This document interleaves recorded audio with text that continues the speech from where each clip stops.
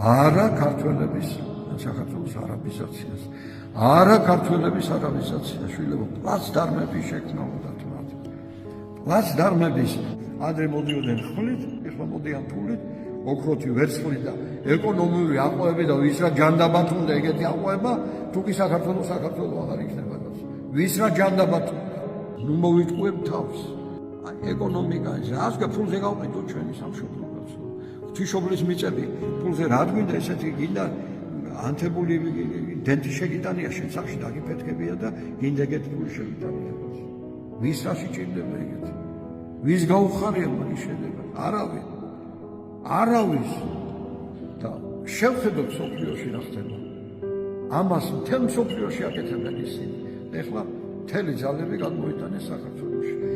ადრე იარაღით შემოდიოდნენ ცეცხლით, מחვილით, ხმლით თავებშიდან ქართველებს აგერ 100,000 დღეს აწამეს. თბილისში დავით აკონსტანტინე აწამეს. რამდენი თავისიანიც არ დაინდეს მოკლეს აბუთვილა.